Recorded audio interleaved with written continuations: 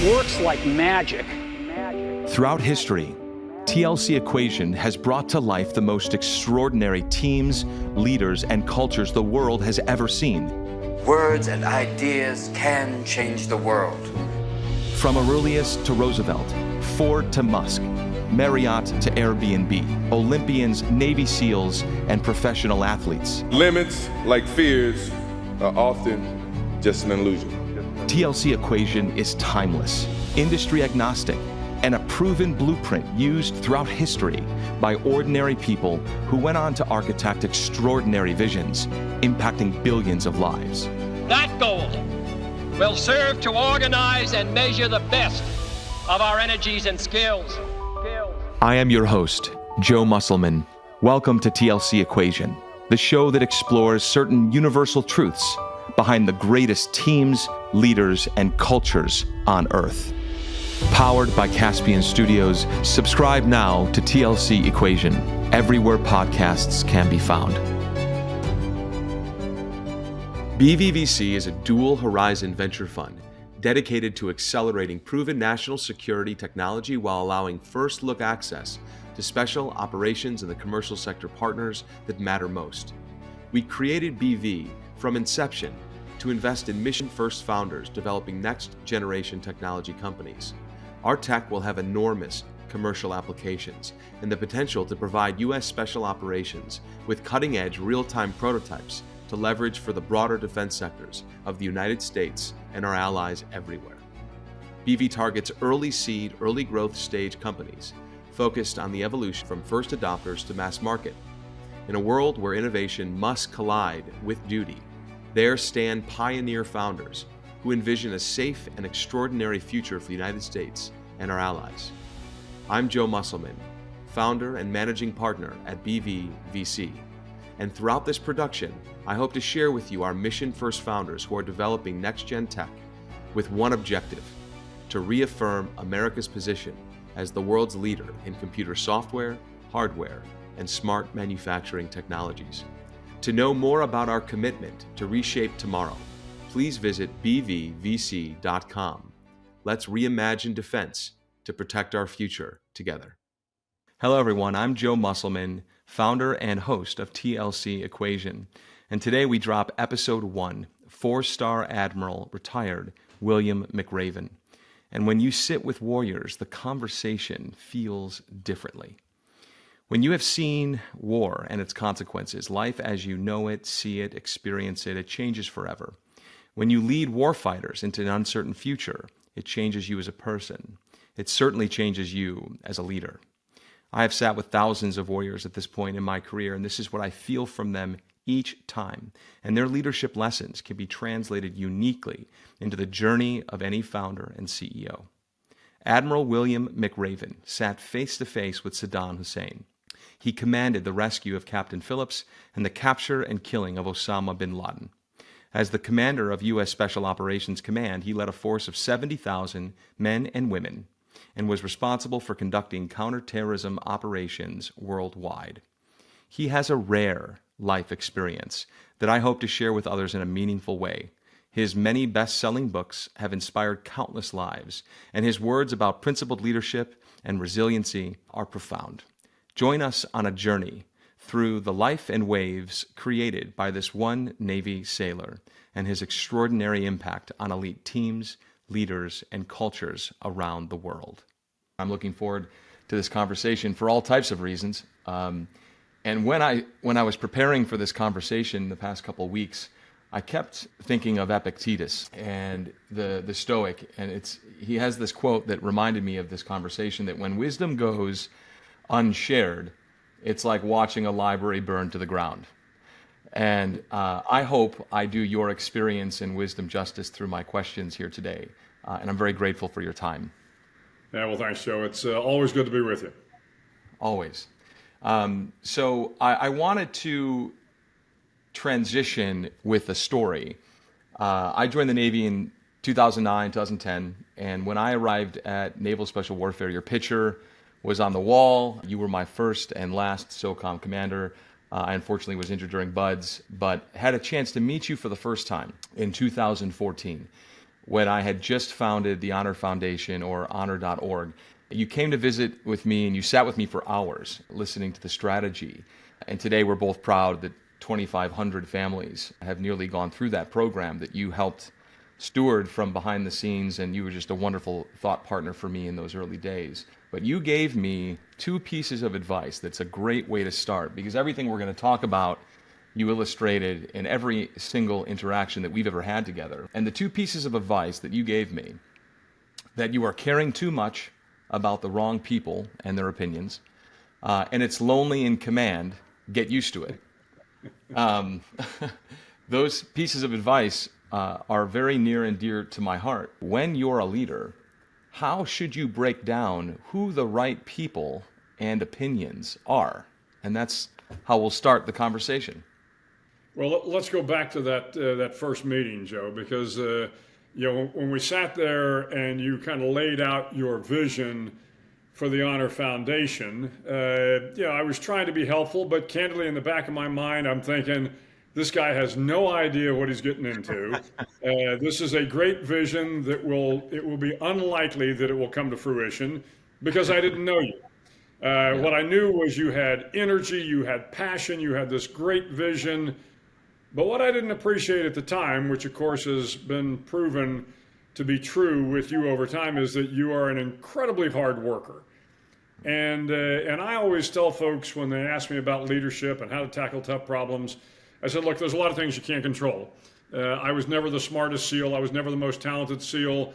But what I didn't have in intellect and in talent, I tried to make up for in hard work. And hard work's the one thing that everybody can do. And that's what you did. You sat there, you buckled down, you had your vision, and then you went out and you busted your ass to make it work.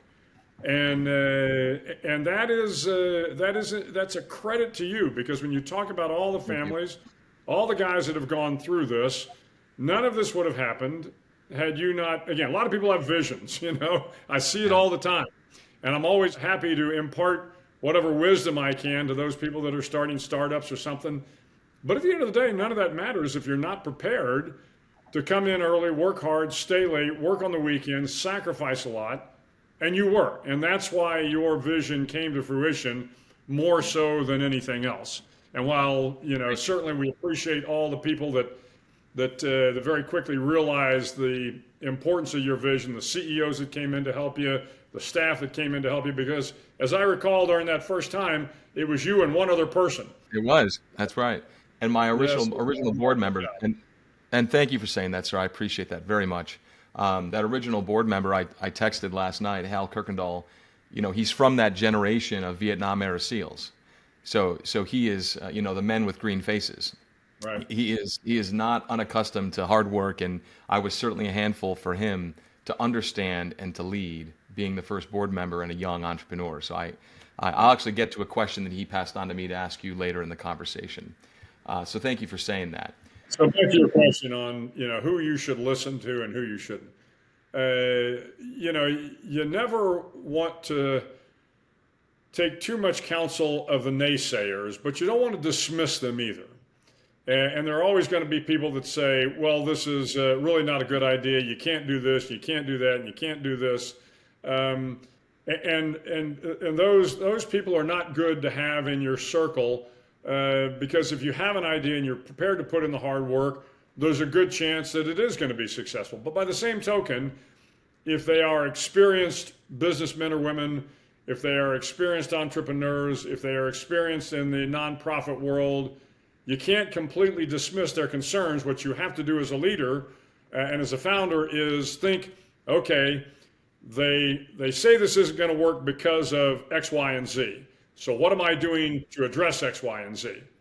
And if you are taking into account their concerns without taking into account their negative manifestation, then I think that's okay. Opinions matter if they are from people that are credible, but by the same token, you can't let them stop you from moving forward, even if they are credible voices. So that's one thing that I think about when I take expertise from someone. Have they done this 2 to 3 times in the past?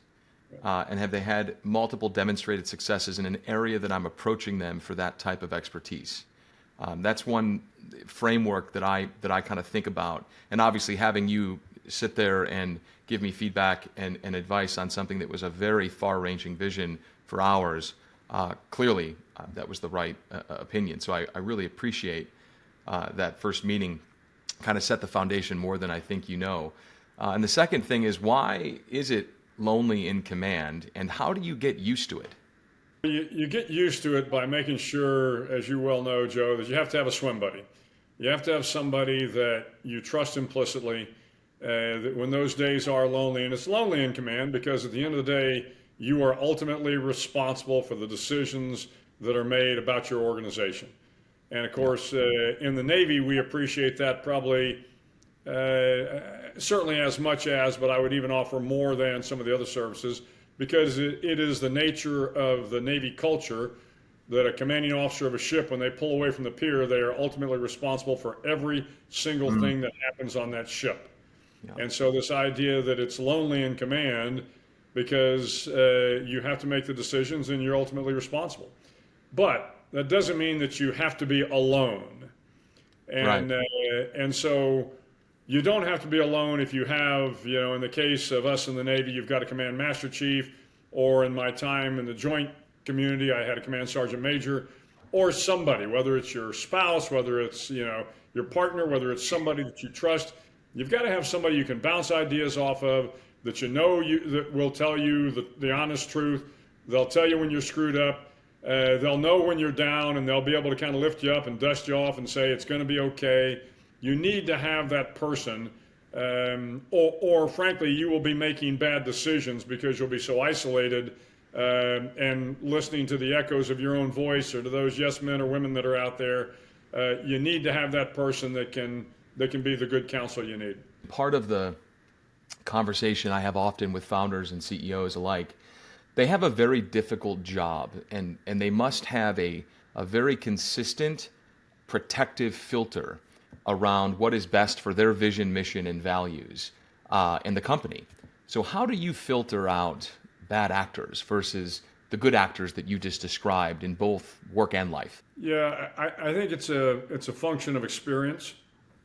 Some people have an intuitive sense of, I guess the term nowadays is a little bit of an emotional quotient, but I would offer it's an emotional quotient in the sense that you can read the room, you can read people. Some people are just very good at it, and some people are terrible at it. Yeah. But the one thing that you learn very quickly as you go through life is, you find these people that seem to be nice on the outside, and then you find out they're not good human beings on the inside, and you can begin to recognize them over time. But everybody in an organization that is kind of at the senior level should bring some value to the organization. You want a diverse organization. You want an organization of people that are prepared to, again, talk to you and not be afraid to tell you when you're walking into a minefield. Those are the people that you want to gravitate towards you.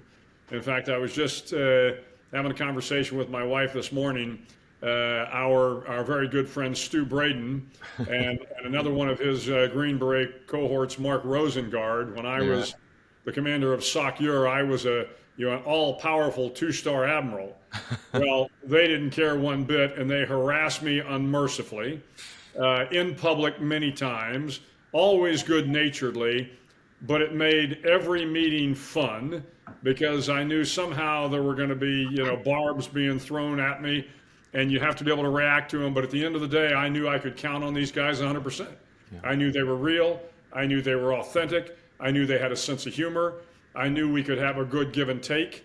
And those are the people you want around you. Those are the doers. Again, they were prepared to work hard, play hard, never afraid to speak truth to power.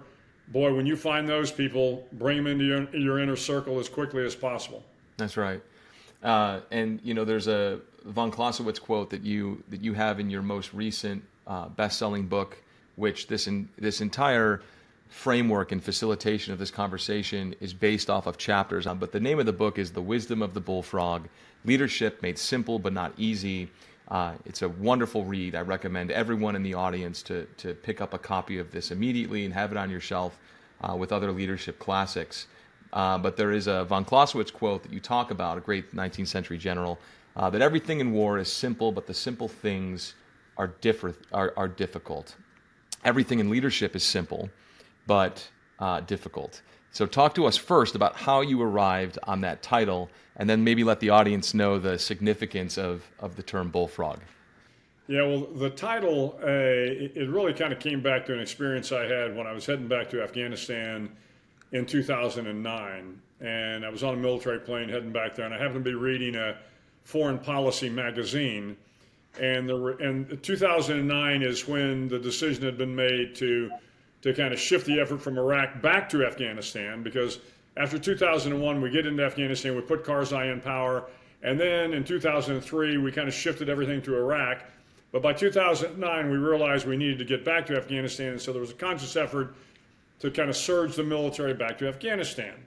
Well, General Petraeus, who was the CENTCOM commander at the time, had told me he wanted me to, quote unquote, shift my flag, put more effort into Afghanistan. So I'm flying to Afghanistan, I'm reading this article by these two East Coast PhDs in this foreign policy magazine. And they were, again, two separate articles written, again, separately from each other, but they both had the same point. They said, the military just doesn't get it. If they could just build roads in Afghanistan, they could connect, the villages to the district to the province to the central government, and it was a very condescending article. Both of them were, the military just doesn't get it. They just need to build roads. Well, no shit. Why didn't we think about that? Well, the answer is we did think about that. It's just that when people are shooting at you and trying to blow you up, it's a little hard to build roads. Right. And that was the point of the Clausewitz quote, because everything in war is simple. It's just the simple things are difficult. So it's simple to say, why don't you build roads? It's just difficult to do. It is simple in leadership to say, look, be men and women of good character, lead from the front, take care of your troops. It's hard to do sometimes. It's hard to do because we're all human. When you say lead from the front, but somebody's shooting at you, sometimes it's a little harder to lead from the front. When you say be men and women of good character, well, you can have good character a lot of times, but because we are human beings, we make mistakes, we stumble, we have problems with our families, we have problems with relationships, and this makes being men and women of a good character a little bit harder than it sounds. So the point of the book, of course, is, yes, leadership is hard. Sorry about that. But it's not difficult. It's not difficult to understand. There are some simple things that you need to understand. And the simple things will be hard. They will be challenging, but the concepts are not difficult at all. And you talk about producing leaders of character, to live above the common level of life, to be noble when others are not, to have integrity when others would turn to dishonesty. There's a word that, I named it the Honor Foundation for this reason, because I value the place, I value the word honor, and I value the communities that we would be serving because they're honorable. And so your first chapter of this book, Death Before Dishonor, it sounds intense, because I feel that honor is intense. The Greeks were prepared to die before compromising their honor. The samurai, like you talk about, would die before dishonoring the emperor. Doing the right things for the right reasons is the foundation of leadership. Without it, you can't accomplish anything of lasting value. And so there's this quote that you brought in from George Bernard Shaw. The most tragic thing in the world is a man of genius who is not a man of honor. So for thousands of years, honor has had this intrinsic value. It needs no modifier, like the term leadership, it needs no modifier. Do you feel this word has become diluted, forgotten, misunderstood in the recent past? I'd love to get your insights on that. Yeah, I'll go back to the chapter, and I struggled with naming the chapter Death Before Dishonor, because to your point, Joe, it sounds like, everything that we're going to have to do that's honorable is going to be one of those life and death situations. And of course, that's rarely the case. And it is rarely the case because most of us don't face these life and death decisions that honor is in the balance. But we do face 1,000 decisions in the course of a week, a month, a year, where our honor will be a little bit at stake. And so I talk in that chapter about West Point and an opportunity I had to go talk to the cadets at West Point, and the West Point Honor Code says, I won't lie, cheat, steal, or tolerate those who do. Yeah. That's, once again, it's the Clausewitz, and it's simple. Mm-hmm. So don't lie, don't cheat, don't steal, and don't tolerate those who do, right? So this is understandable. Everybody can understand this. When you put it into practice, when you think about all of the corporations out there that were, captains of industry making billions of dollars for their company, but they weren't honorable men and women, and as a result, the company collapses and takes billions of dollars with them, and the lives and the reputation of people. You think about universities that were chasing a national championship or a gold medal, and because they had cheating violations or scandals, the reputation of that institution is at risk. So honor truly is, and integrity truly is, it's the foundation of leadership. And we don't always get it right. And I'm the first to admit, look, I have made mistakes in my life, many mistakes in my life. But if you understand that the foundation is about being honorable, and you know what being honorable looks like, it looks like what your parents or your guardian or your Sunday school teacher told you it looked like. That's right. That hasn't changed, Be men and women of good character. Don't lie, cheat, steal, or tolerate those who do. These are things that are easy to understand. And you know what to come back to. If you have no concept of honor, and you think it is honorable to be disrespectful to people, to be dismissive of people, to make money at the expense of other people, then when you falter and you fail, which you will, you won't know where to come back to. You won't have a good anchor point from which to build back up again. So that's why, to me, it was the most important chapter in the book.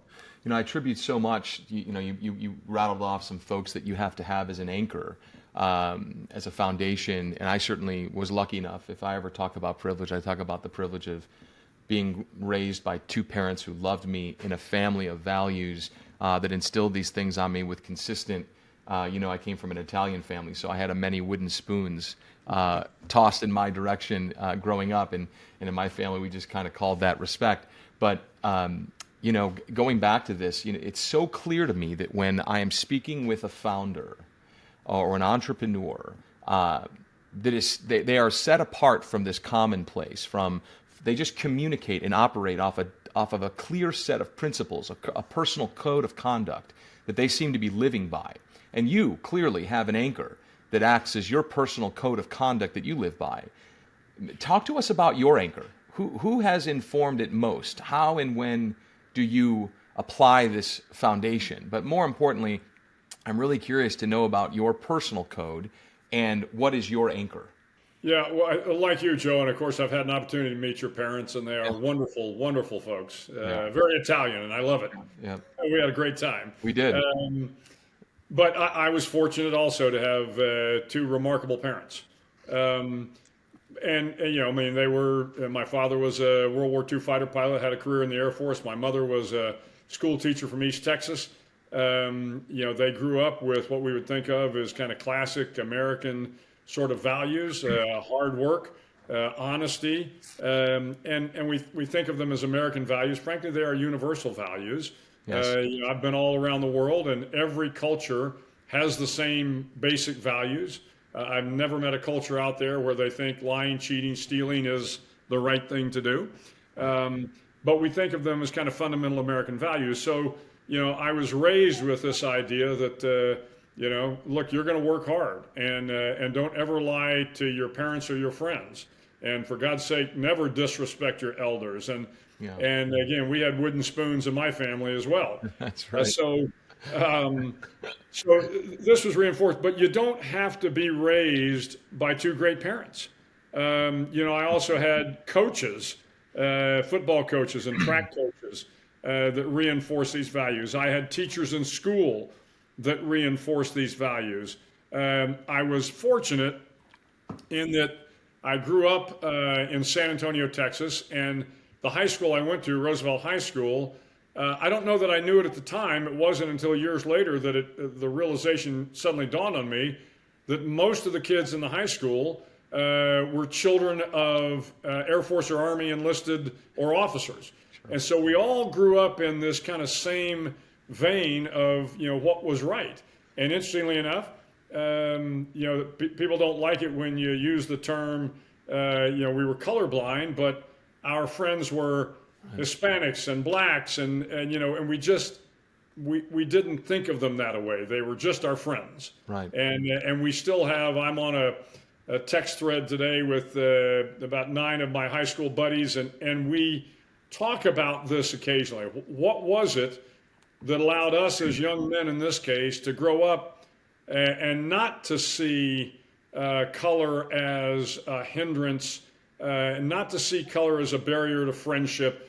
And we came to the conclusion it's because we were raised in military families. Yeah. And military families aren't perfect. We make mistakes. Some of them are good, some of them are bad, but we were all fortunate to be raised in good military families where we had learned the nature of respect and honor. So when I think about, why is it baked into me? I mean, it starts with my parents and my upbringing. But again, I would caution you that it doesn't have to be that way. Yeah. It can be your church, it can be your teachers, it can be your friends. You can find that anchor point any number of places. I always become energized to talk about and recognize a different kind of VC firm. I'm speaking about my friends and the investors at 8VC. They partner with elite founders to build transformational technologies that create long-term economic and societal value. Something unique to their culture, they are investors who never stop being engineers, operators, policymakers, philosophers, and entrepreneurs. They are equally fervent realists and optimists, with an irreverence for convention and reverence for wisdom. So then enter a friend, Joe Lonsdale and Alex Moore, both friends and teammates who I've known for nearly a decade. And on a personal note, Joe and Alex were among the very first VCs to back my first mission at the Honor Foundation, or honor.org. Joe hosted events at both his home and the firm to support special operations in finding careers inside of the technology space. Joe Lonsdale is not simply a successful investor, but someone who sees beyond the horizon. He was a co-founder at Palantir, and now we are invested alongside each other in companies like Anduril and Epirus.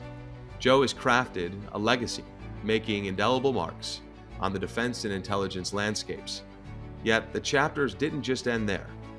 He has founded and co-founded other such stories as Opto Investments and Adipar, who oversees a staggering $4 trillion, and OpenGov, which seeks to transform the civic space.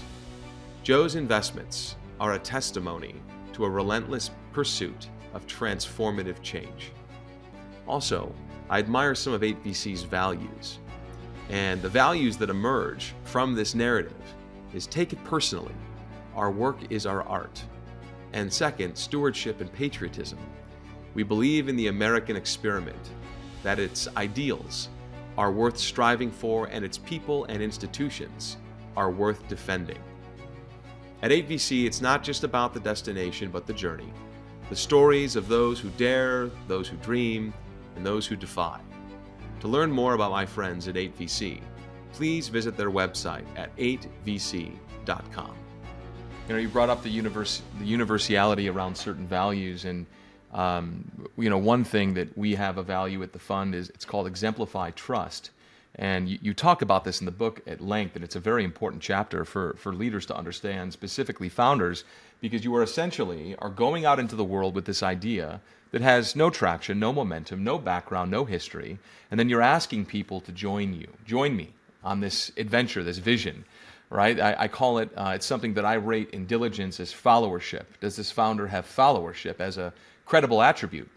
And your title of the chapter is, You Can't Surge Trust. And I love that because every word of that has to do with the leader. You speaking to the leader. Cannot, which is very emphatic language. So you have the attention of the leader. Surge, which is what a leader wants to do. They want to be aggressive with their vision, their mission out into the world. And then trust is kind of this full stop. It's a word that gives you pause because there's empathy behind it. There's emotion, and it's a loaded word. And with any new undertaking, you seem to have developed this formula that you talk about. And I noticed quickly that this formula is free of charge.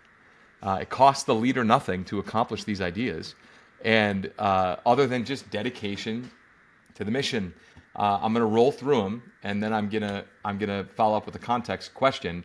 Show up early, work hard, stay late, have a plan, deliver on your promises, share the hardships with your people, show that you care, admit your mistakes, and did I mention work hard? Right.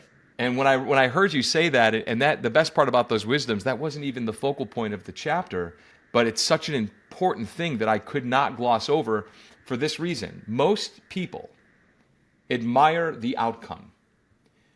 Many think it's easy to do these things, but few admire the process or the formula, the planning and the preparation that goes into a given outcome. So the question is, this formula, this process of earning trust, did you recognize this on accident? Was it formed over time? Did you pick and choose what the best leaders in your life did? I'd love to know where you came up with this formula and how you put it the way you did. Yeah, for me, it actually, and I don't remember whether I addressed it in the chapter or not, but when I was a young ensign, my first team was Underwater Demolition Team 11. And back then we had UDTs, Underwater Demolition Teams, and SEAL teams. We were kind of one and the same animal. You kind of bounce from one team to the next. But I had an officer at Underwater Demolition Team 11 named John Wright. And John was a lieutenant at the time. He was a Vietnam vet. He was a young ensign in Vietnam, ensign in JG, and we didn't use the term mentor back then, but he was essentially my mentor. Mm-hmm. And so when I got to UDT 11, and everybody at UDT 11 at the time was a Vietnam vet, but me and maybe one other guy. And so here I am, this young ensign, and my admin, my YNC, the yeoman chief, had a Navy Cross from Vietnam, several Purple Hearts, Silver Star. And so at one point in time, I asked Lieutenant Wright, John Wright, I said, what do I need to do? What do I need to do to earn the respect of the enlisted men that are going to be serving, with me?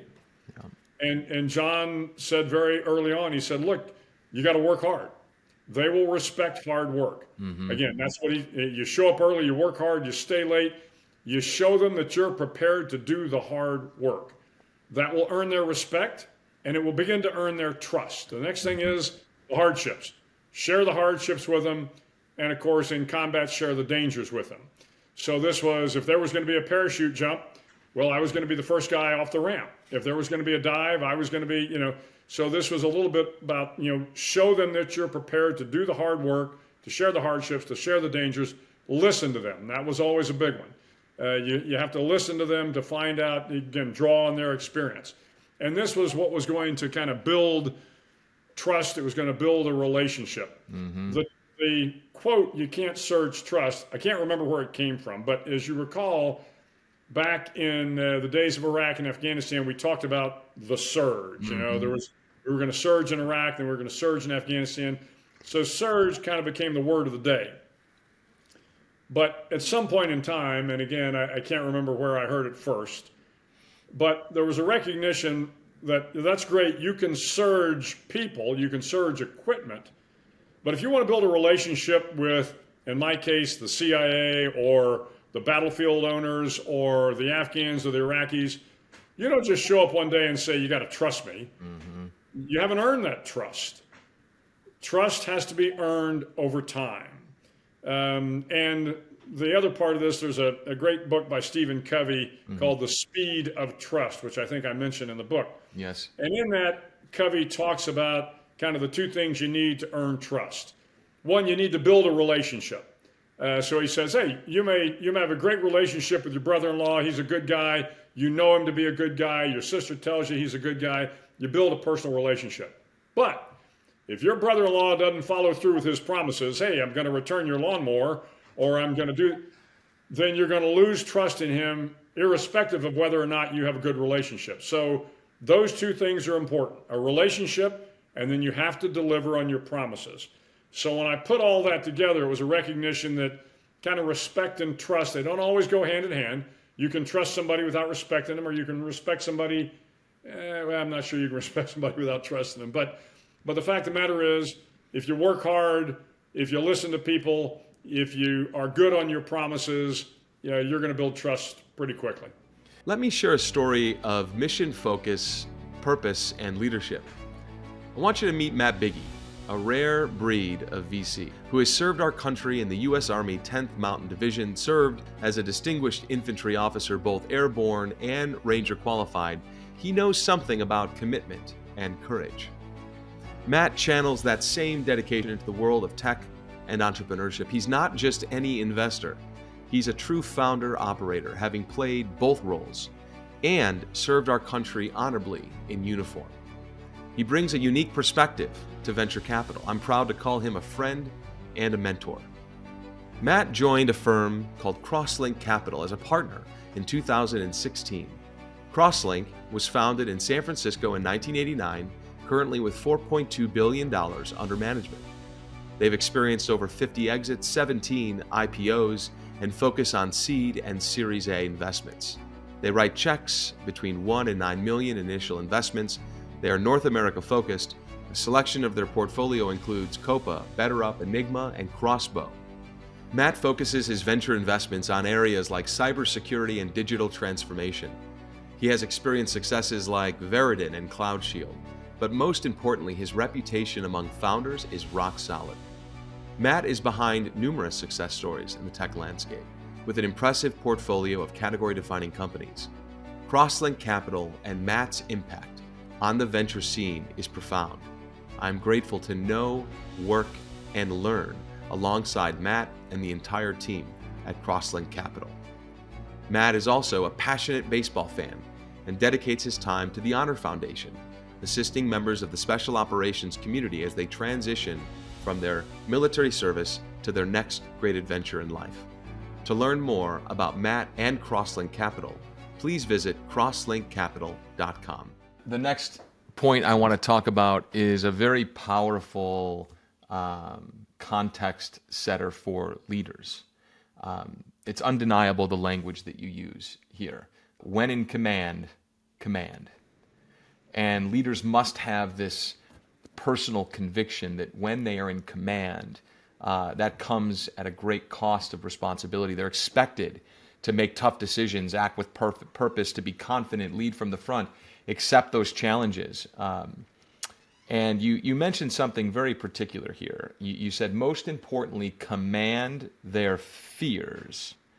And that struck me, and I thought to myself on those days that in your life when you were in command and you felt indecisive, or you the way you phrased it was took too much counsel from your fears, or when you were worried or threatened that your actions were being stalled, outside of summoning your inner Admiral Nimitz when you were in command. Tell us about your fears, your worries, and the ideas that were so big that they actually stalled your actions at times.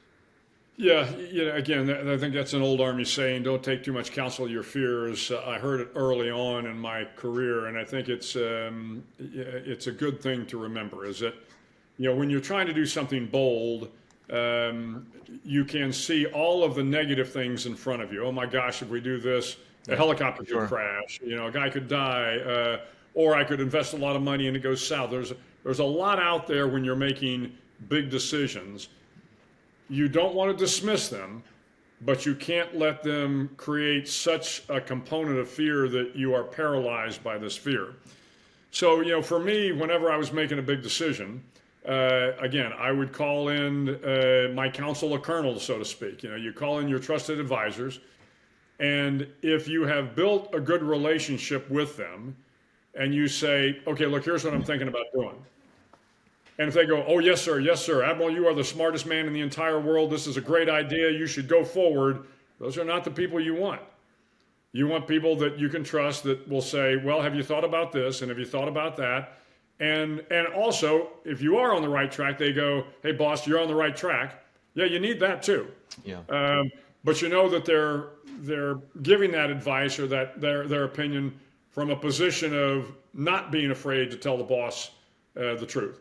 So you need those people around you. I will tell you, it was actually more so when I was the chancellor of the University of Texas system. I walked in to be the chancellor in 2015.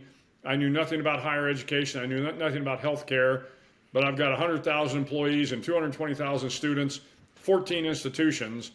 And very quickly, I kind of built my council of people that I trusted. My deputy and my executive chancellors. I mean, it was a terrific group of people. And every time I was getting ready to make a really big decision, I would call them into my office and I'd say, okay, this is what I'm getting ready to do. What do you think? And they would give me the unvarnished truth. Then you still have to make the decision, and sometimes, even when all of them disagree with you, if you think it is the right thing, then you move out. But at least you move out knowing what the concerns are. So for me, whenever I was making decisions that were big and bold and really where life and limb were at stake, if it was a decision that I wasn't comfortable making, and again, many times I was very comfortable making it because I'd made them 1,000 times before.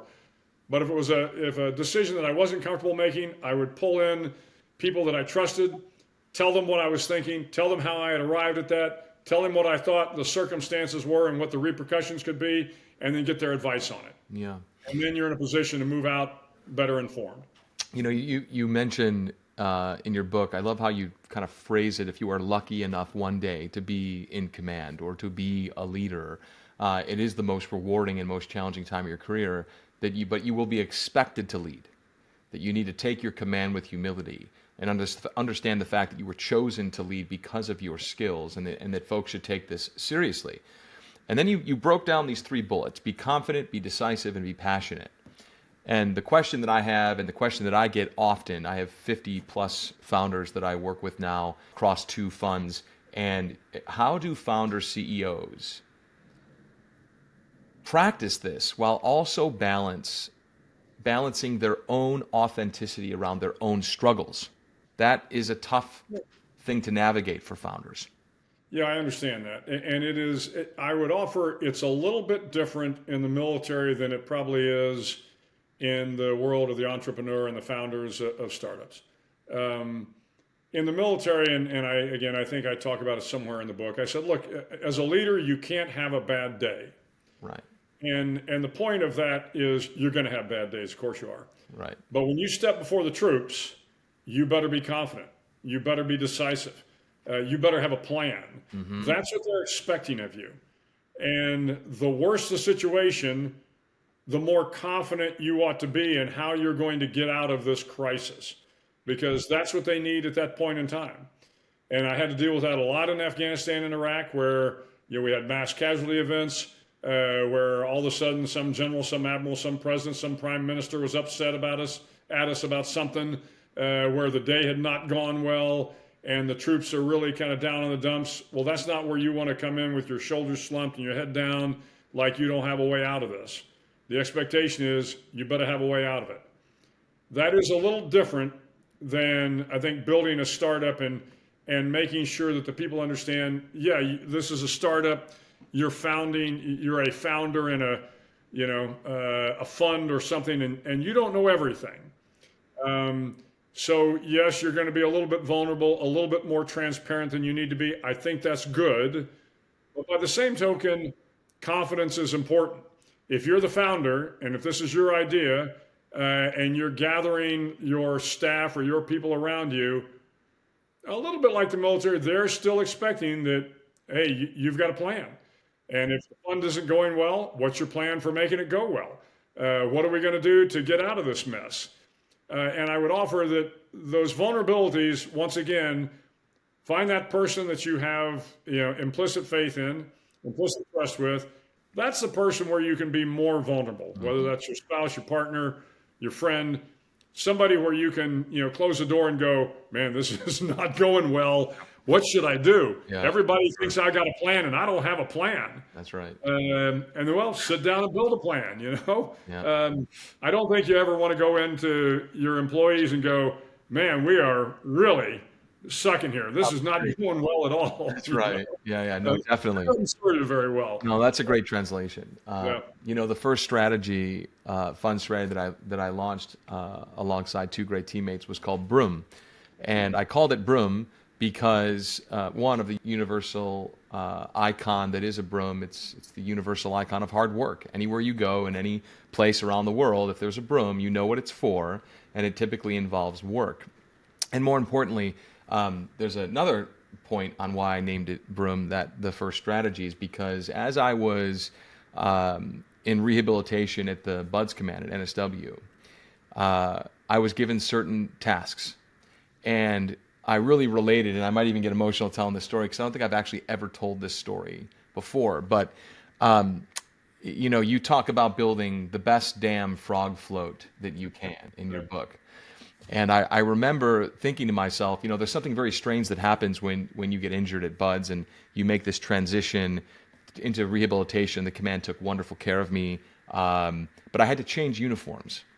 Right. And I had to go from the woodlands to what they call the blueberries or the aquaflage back in the day. Now we've since moved away from that, but I had to make this transition. And I remember looking at my rack at the time, and on the left were the woodlands, and then on the right was the blueberries, and I had to put on the blueberries for the first time. And as I was going through rehab, after I was done with it, the 3 to 4 hour kind of session, we had to do these collateral duties. And I was handed a broom and said, you have to sweep the sand off of the grinder. And for those of you listening, the grinder is a massive concrete platform with some, duck feet on them, that you have to kind of stand on and do PT. But just so you know, it's impossible to get the sand off of the grinder, for those of you listening. But I certainly made it my mission every day to try to sweep as much of the sand off of that grinder. And I think of that act often on when I'm thinking about doing the best damn job that I can be around menial tasks, because if you are lucky enough to be a leader, you are asked to do menial tasks. And the tasks that seem beneath the dignity of your rank, as you put it in the book, you must be proud of that job and what you've been given. And before I ask the question, just this morning, I saw Satya Nadella, the CEO of Microsoft, say the exact same thing that you talk about when he was on A View from the Top at Stanford. He said, don't wait for your next job to do your best work. And so with that, leaders must take great pride in the little job. And so this is a question about humility for you. I've always wondered, how do you define humility? And how do you seek out that humility trait in your leaders and teammates when you have to choose those around you? Yeah, well, for me, the humility came easily because everybody else was generally better than I was. It's easy to be humble when you're not the fastest, you're not the smartest, you're not the strongest. Yeah, it's easy to be humble. That's right. And I say that somewhat flippantly, but it's true. It's so true. There were always people that were better than I was, and I was okay with that. I mean, you want to have people around you that are better than you are. At least that are smarter. So let me ask you this, though. I want to ask you this. I want to challenge a little bit on that, because that's so true. And at some point, sir, you were chosen to lead and then lead and then lead to the point where you could not be any higher. You were a 4-star Admiral of SOCOM, Special Operations Command. There was no higher, right? So at that point in time, you had to make a choice around who you surrounded yourself with. And you mentioned Stu Braden, like he's a unique breed, but you chose him, and you chose others like him because they had this humility gene. Even being E9s and 06s, you had to kind of go around and say, I want to be surrounded with these people. So how did you filter through and know that these were humble warriors and yet great leaders from the front and the back? Yeah, well, of course, part of this is you spend time with these individuals and you find what their character is, and I would say a lot of them were not outwardly humble. I wouldn't call Stu Braden a humble individual. I love him dearly, as he knows, but underneath that outward gregariousness, he understands that there are people, that are, again, better than he is in all regards. And I get back to this point about, how to be humble. All you have to do is look around. Mm-hmm. Like I said, when I was SOCOM commander, to your point, okay, now you're at the top of the pyramid, but I wasn't the bravest guy at SOCOM. I mean, we had combat warriors that were decorated for valor everywhere I turned. Yes. So I was not the bravest guy in the command. I wasn't the smartest guy in the command. We had PhDs, hundreds of PhDs that were working on really tough things. I was not the fittest guy in the command. We had guys that were Olympians. That doesn't mean you have to be intimidated. You're in charge. You're in charge because somehow you have been able to pull this team together, this team of great scientists, great athletes, great heroes, great whatever. I knew that my strength I like to think I was a good officer. And as a good officer and a good servant leader, it was about making sure that the men and women that worked for me had the tools they needed to do the job. They had the training to do the job, and that I held them accountable. Because that is the one thing I could do, was provide the resources, the material, the guidance, and hold people accountable. That was my responsibility as a leader. I didn't have to be the biggest, strongest, bravest, fastest, which I'm thankful for. Yeah, exactly. This comes up a lot in my one-on-ones with founders. That's one thing that we do at the fund that you're aware of, is we host these leadership facilitations often. And this comes up all the time, this idea of, which I hate this phrase, I think it's done so much more harm than good to put a label on it, but this idea of imposter syndrome, where you have these young, brilliant entrepreneurs in their 20s and 30s. And I love the way you talk about millennials and Gen Z, because my father was a construction worker. He built things with his hands, great big buildings.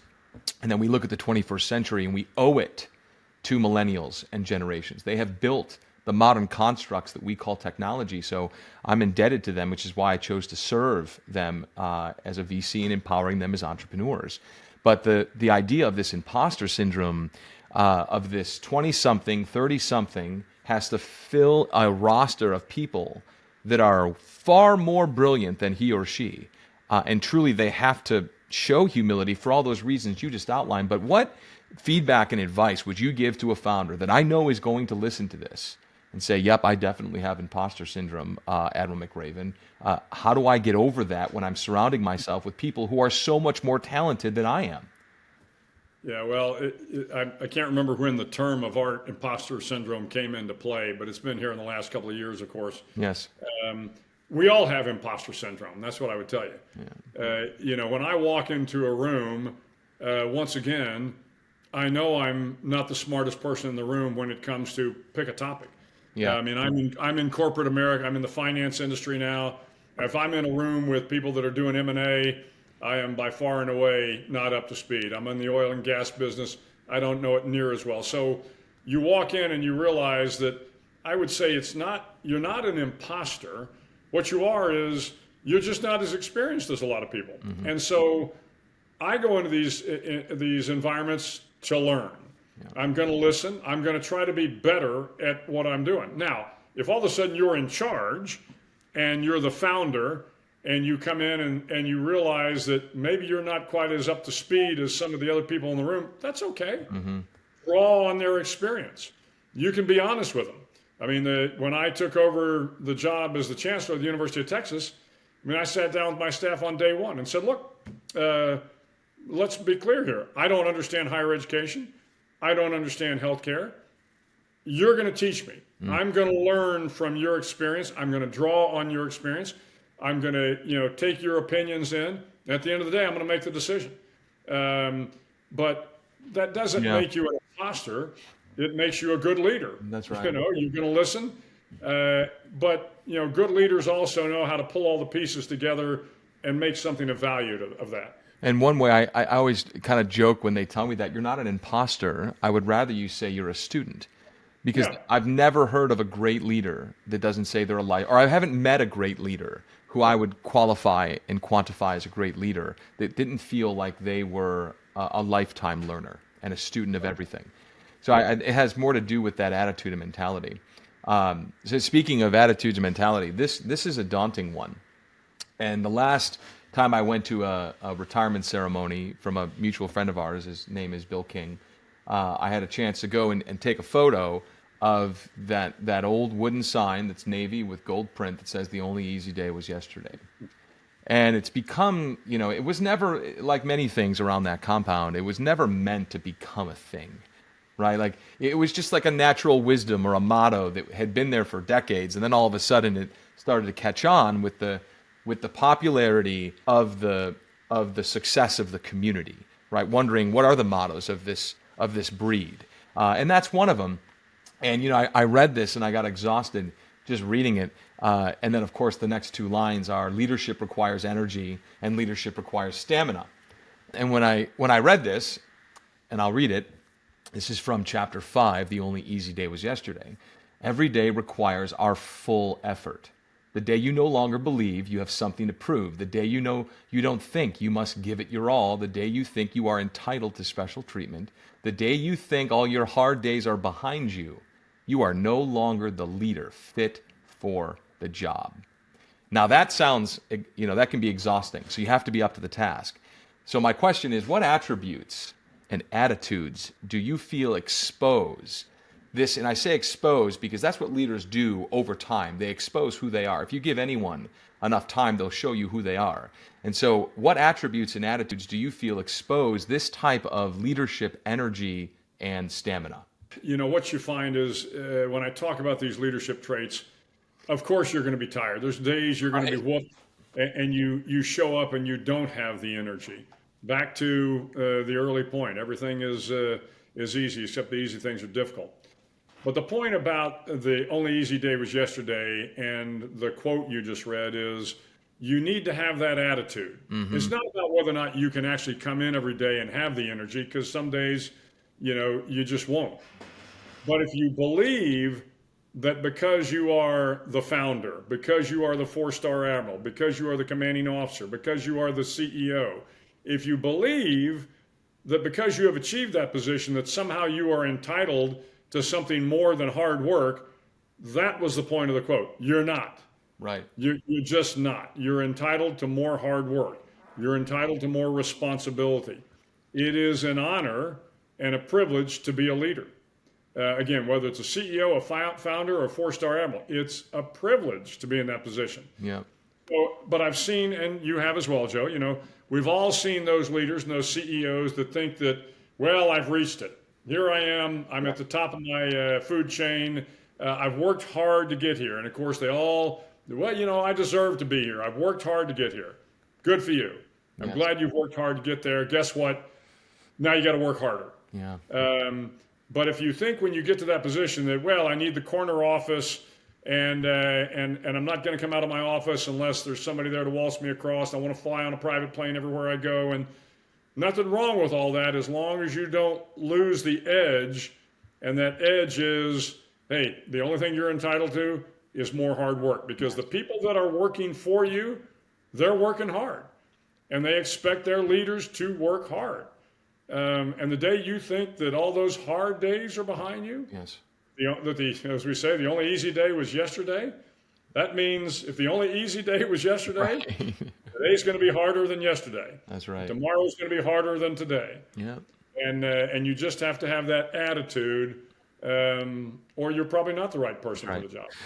And I know you're currently in D.C. and not at your home in Texas, but I have all these cubbies in front of me in this kind of embedded shelving thing that I'm sitting within right now, and some of the cubbies are empty, and they're empty on purpose, for a purpose, by design. The Honor Foundation was a very special, meaningful part of my life. And what I have noticed is, in this, I'm not putting anyone on the bus here, but you walk into some people's office, and they have a lot of trophies from different things in their life. And there's nothing wrong with that, right? There's great pride in showing what you have done and what you have accomplished. When my kids walk into my office, I have a 3-year-old and a 1-year-old, soon to be 4 and 2. So I'm in the fight, sir. They'll notice a pair of construction boots with a hard hat on it, and that's my father's last pair of construction boots that he wore on his last day of being a construction worker for 41 years. I have above that, there's the Norman Rockwell painting that I stole off of my mother's bedroom wall because it reminds me of her, because she was a teacher for 41 years, the Norman Rockwell painting of teacher and getting the apples from the students. And then above that is a section of a PT log that with the Honor Foundation shield on it that was given to me by the last class of fellows who went into the Buds compound, stole a log, cut it in half, and gave half to the foundation that now is suspended from the wall as a gift from that class. Yep. And then I have a section of that log for just, for the small part that I played in founding it and building it. And I keep that there, and that's the one thing. And then the right side is all empty because I feel like there's one or two things that mean so much to me from these different chapters of our lives that I want to remind myself of it, but I don't need to glorify it. I just want a simple reminder that I have many more chapters to write. And so you seem to be, I know that the last time when you did the toast for the Honor Foundation, I pay attention to this stuff. I was trying to look at what was behind you and what you thought was important enough to have as a token. And I'd like to know what your token is around your leadership journey and what you keep around you to remind you of an important milestone or emotionally shaping moment in your life. Yeah, it's interesting. My thinking about these mementos has changed over time. When I was a young officer, and as you know, Joe, in the military, they give you plaques every time you leave. Sure. And we used to be very creative, and I think they still are on the plaques. And I valued those plaques immensely at the time. For sure. Because they were a recognition that I had served in SEAL Team 1, served in SEAL Team 3, served at SEAL Delivery Vehicle. I mean, these were important reminders of kind of who I was. Mm-hmm. And then after 9/11, same sort of thing. Every time you'd have a new command, somebody would be kind enough to give you a number of mementos. I mean, from swords to plaques in my house in Texas, I have a library where I have put a number of those things, but most of them are in the attic. And my guess is I may never pull them out again. And as time has gone on, I realize that they don't have as much meaning as they used to. Mm. And I don't mean that I don't reflect back on them. And I do have some things in my library that I like to look at and go, I remember that time. Sure. But I've come to realize that if your life is a collection of mementos and not really a collection of memories about your family and your friends, I mean, the mementos are there to remind you of those good times, and that is important. But if I didn't have any of those, it wouldn't change one bit about where my life is now or where it's been. So, and I also know as I'm getting up there older in time, my father, as I mentioned, was a World War II fighter pilot. And when my mother passed early, but when my father passed away in 2007, we go back to the house. And of course, most of that stuff that he might have thought was important, I don't know where it is anymore. Right. Yeah. And I know when when I pass and my kids come into the house, they're going to be like, oh, what are we going to do with all this junk? Right. It really isn't all that important. It seems like it at the time. And again, I don't want to dismiss having them because I do have them. But I realize at the end of days, nobody's going to care whether you had a plaque from SEAL Team 1 or SEAL Team 3. They're going to care what kind of person you were, what kind of friend you were, how good a father you were. Yeah. That's what's going to matter. All the rest of the stuff will be thrown in a bin someplace because nobody wants to put it in their apartment or their house. Yeah. I'm okay with that. Legacy is left in the hearts and minds of those that you impacted, for sure. Going to another chapter that had a tremendous impact on me. And again, I actually love this is such a visceral image that comes to mind when I hear this. And I'm a visual learner, I'm an audio learner. And so when I say this chapter out loud, it might take the audience, back and understand, why would you ever do something like this? But the moment I read this, and one of my favorite stories of Gettysburg is Chamberlain in the 20th Maine. So when I saw that you called that into reality again about, I will point out, the enlisted forces that saved the Union and potentially the country. The name of this chapter is Run to the Sound of the Guns. And if you're a leader, you immediately know what this means, and you almost get activated when you hear it. Because great leaders understand, the way you put it, that orgs are going to have problems. And despite the brilliance of this whole chapter, you posed a brilliant question. And I'm going to reframe the question for you. That great leaders understand that orgs are going to have problems, and only you, the leader, have the opportunity to solve the most vexing and institutional crises. And yet we see leaders every day, sir, retreating from difficult problems, placing blame on others, not taking full responsibility for their actions. And this for those of you who read the book or have read the book, don't overlook this, because I love the way you framed this. Among leaders of all kinds, why is there a reluctance to become the face of the solution? And when I read that, I'm like, only if more, I want all founders and CEOs to write this down right now. Why is there reluctance to become the face of the solution? And so why don't more leaders frame it this way? That's my question to you. Well, because if you're the face of the solution, you're probably the face of the problem. Mm-hmm. And that's the point. And again, I've seen it time and time again, both in the military and in my time in higher education and healthcare and in the corporate world, where leaders see something in their organization that is really ugly, mm-hmm. and they think, well, one, maybe it'll get better. It never gets better, of course. Yes. Maybe it won't rise to the point where it's going to get me dirty. Yes, it will. Right. But then again, I find leaders that say, well, if I go in and I address that problem and I become the face of the solution, then people are going to think that I had something to do with the problem. Right. Well, guess what? If you're in charge, you probably did have something to do with the problem. Right. And this goes back to the Navy mentality of, if you're the commanding officer and the ship runs aground, or the ship's rusty on the side, or the chow's not good, or the ensign is berating the petty officer, that's on you. Mm-hmm. And you say, well, how can that be on me if an ensign's berating a petty officer?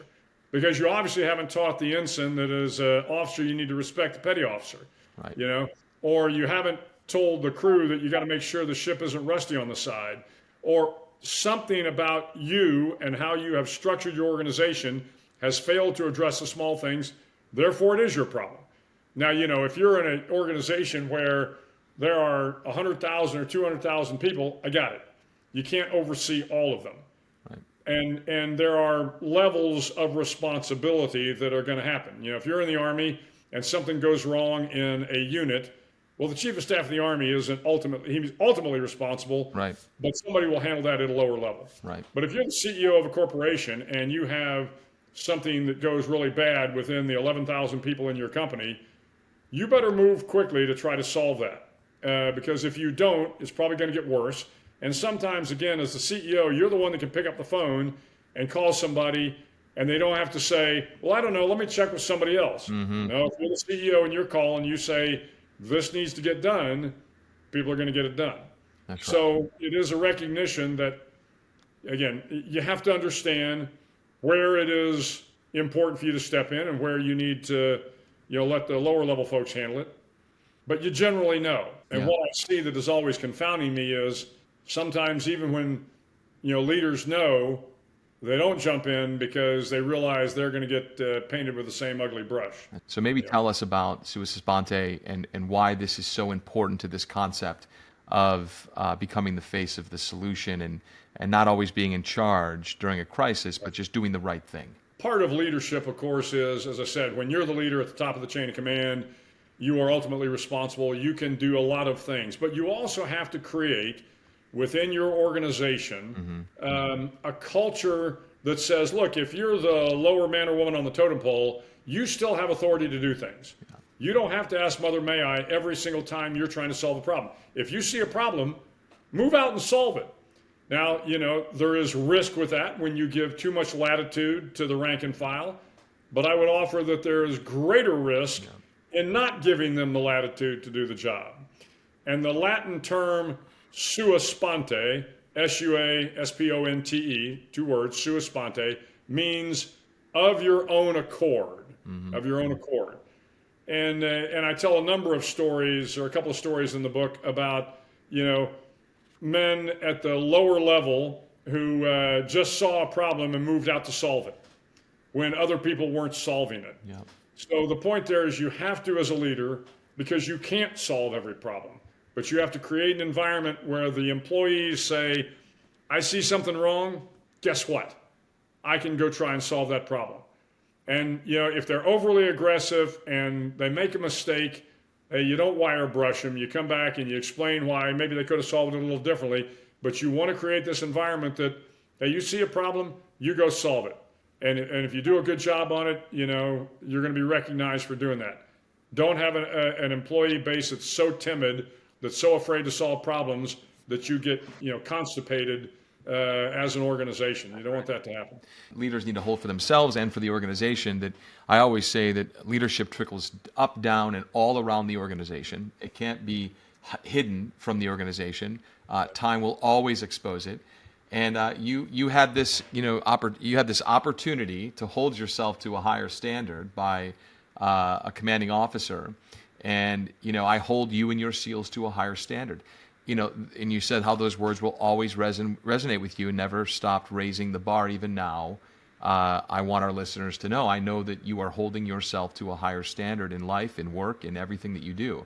So what have you learned about the role the leader plays around the importance of setting standards, number one, and then number two, how should leaders balance setting high standards with the danger of entirely unrealistic expectations? Yeah, great questions. One, every leader understands that the culture kind of starts at the top. If you're a leader who isn't setting the standards, isn't maintaining the standards of the culture you're trying to create, and again, whether that's hard work, integrity, whatever it happens to be, however you have defined the culture of the organization, it starts with you. And if you're dismissive about this, if you think you're entitled, if you're not working as hard as the employees, if you're not following the rules that you have set down, then how can you expect the employees to do that, right? So it is important to set the right standards. But the other part of this, and the story you're referring to in the book, when I was a brand spanking new 05, I think I'd been in 05 for about 2 weeks. The ship I was on pulled into port at Subic Bay. It was USS Okinawa, and we had a couple thousand Marines on board, and then one of the other ships we had our SEALs on board. And we got into Liberty at Subic Bay, Philippines, and that night, as sailors and Marines tend to do, a bunch of them got in trouble, and unfortunately, one of my SEALs got in trouble. And it was an ugly incident, got in a bar fight, beat up a bunch of guys. Well, I found out about this about the time I get the call to meet the Commodore, who was the senior person in the amphibious ready group.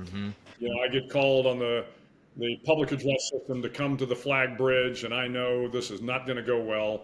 I know one of my guys has gotten in trouble, but I found out that 20 Marines had gotten in trouble that night. So I think I have my defense set, and I get up to the flag bridge, and the Commodore, one of the great leaders I ever worked for, a captain named Mike Quamatis, who had been a helicopter pilot in Vietnam and was now in charge of the amphibious ready group, just a great, great leader. He was not tall in stature, had a big bushy mustache, and fiery Greek. And I come up to him, and boy, he just starts dressing me down. And so I had my defense ready, and I said, well, sir, I got it. One of my SEALs got in trouble, but 20 Marines got in trouble last night. And, I had my list of names. And that's when I realized I had made the fatal mistake. He was very clear. He said, look, Bill, I expect Marines to get in trouble, but I hold you SEALs to a higher standard. Yeah. What are you going to do? And he was right. Yeah. So the point about standards, there's a number of other stories out there, but at the end of the day, every person wants to be part of a great organization. Nobody is out there and says to themselves, hey, where's that mediocre organization? That's what I want to be part of. Right. I want to be part of a mediocre organization. If you want to be part of a great organization, then you set high standards. You give the rank and file the resources and the training and the latitude to do the job, and then you hold them accountable when they fail to do the job, when they fail to meet the standards. That's the only way you build a great organization. And every time you let those standards slip, because you, the founder, you, the CEO, you, the commanding officer, you, the junior officer, don't adhere to the high standards, then that standard slips. That's right. And so you have to maintain the standard. You got to set them high. You've got to maintain them. Again, like everything else in leadership, yeah, you stumble. Yeah, sometimes you don't do the right thing, but you know what it is, and you know how to get back there. And the way you get back there when you screw up is you double down on hard work, and you show the people that work for you that, hey, you made a mistake, but you're going to work twice as hard to earn their respect back. That's right. You know, there's a linkage here from what you said earlier in the conversation about always under promise, over deliver. And so you can balance that, you know, as you're a founder listening to this, you have to balance under promise, over deliver with what you consider to be an unrealistic expectation, because founders do have unrealistic expectations. That's why they are founders, but they still have to balance that with the idea of under promise and over deliver. In the back of their mind, I've noticed this. And I know you've done this too, sir, with your own objectives and key results as a SOCOM commander. There were things that you knew you could accomplish, and then there was what you articulated to everyone, right? So the leaders do this often. They know they can accomplish something that seems unachievable, but what they articulate to an organization are a couple steps before that. And so when I think about, you know, your time at SOCOM, you achieved quite a lot of forward-thinking progress for the command in a short amount of time. I always joke to my CEOs that the military has it far worse than you do, because every 4 years there's a new CEO. And so imagine if that were the case, that it was not a case for argument. Every 4 years we're bringing in a new CEO. It would be a disaster to try to manage the culture change, the leadership change. So this is going to go to a lot of questions that I received from my friends, family, favorites. So I don't want to skip ahead to some of the questions that people had emailed me to ask you. But this does go to a culture question. And it also touches on the entitlement. When you talk about a shepherd should smell like his sheep, this dates back to centuries of military warfare and history. A shepherd should smell like his sheep. You will fail to fully understand what's happening around the organization, as you put it, as a leader will eventually just fail for not understanding all the issues up, down, and all around the organization, to share in the hardships. So from a culture perspective, tell us about how you persisted that culture. A shepherd should smell like his sheep while you were at Special Operations Command. Yeah, well, this is, and of course, it's a relatively new saying. It's from Pope Francis, but the principle has been around, as you point out, Joe, for thousands of years. And it's just a recognition that, look, when you're a leader, you need to get out and about amongst the men and women that work for you. You have to kind of, quote unquote, smell like the men and women, right? So you want to spend time in the foxhole, on the factory line, in the cubicles, wherever it is where they are doing the hard work. You need to spend time with them, and you need to listen to them. And you need to make sure that the culture is such that they're not afraid to talk to you. Because, if the CEO walks around and says, hey, how things going? And people are afraid of them. Oh, sir, everything's going great. This is wonderful. And you are the most magnificent CEO we've ever had. Well, then you achieve nothing. And so, I, as a matter of routine from the time I had my first command, I kind of had a habit at around 1300 every day.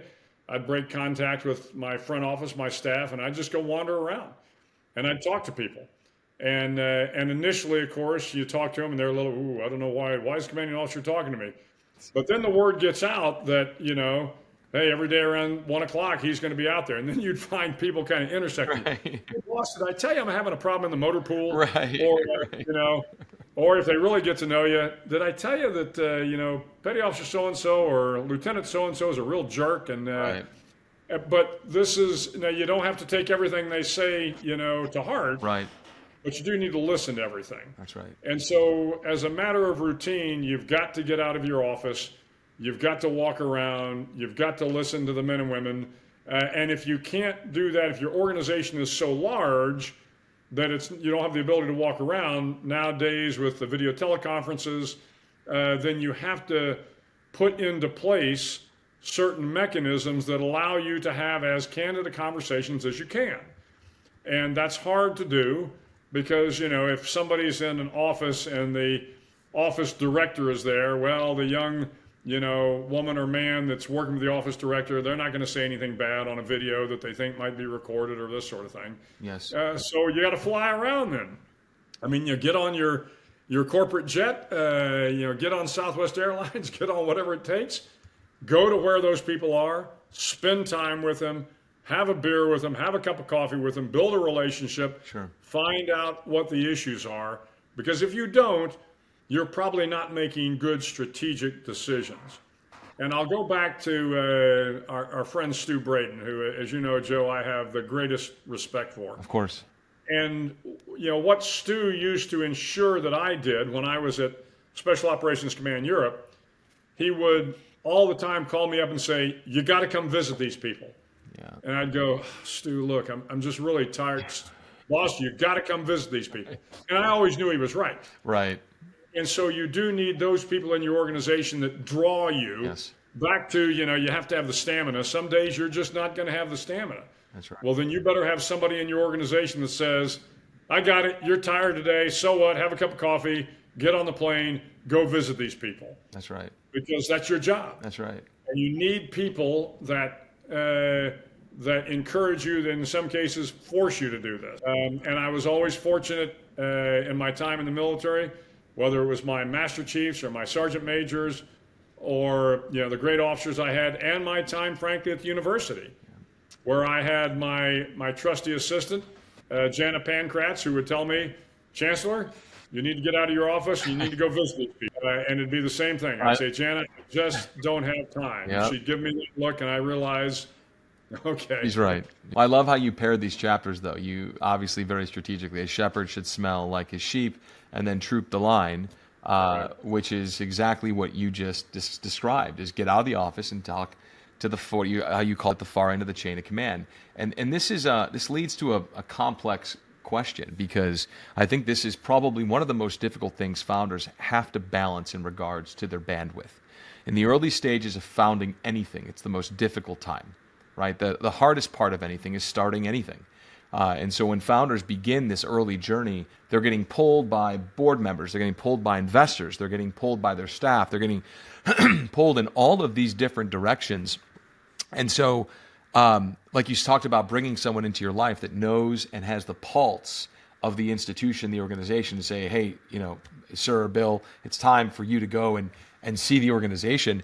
What type of triggers do you put in mind to know that it's time to troop the line, to know that you've been away from the org for too long? Proximity is power. This is, old school mentality and philosophy around being close to where things are happening, which is why so many leaders plop themselves right in the center of the bullpen so they can be present, but at the same time it is tough. So what are some things that founders should be aware of politically, socially, relationally inside an organization to know it's time to troop the line?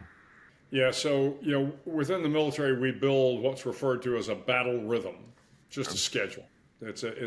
But it is a little bit more than a schedule, in that there is a rhythm to it, and that's important. So when I was overseas in Iraq and Afghanistan, I did 6 video teleconferences a day. And then there were a couple days out every week where I would, do my battlefield circulation. Mm-hmm. And so this was, the point where my aide de camp, if somehow the weather was bad one week and we missed a certain outstation, then I knew that, hey, we were going to have to break from one of the video teleconferences, and I was going to have to go back out to meet that outstation because I had missed them for the last couple weeks. The point was, if you have a large organization or any organization, you actually have to crank it into your schedule. You have to write it into your schedule. Yes. And it can't be something like, well, I'm going to do it this week, but not next week. Right. Or, yeah, we did it this, but let's blow it off for the next couple months. If you do that, then there is no sense of certainty to it.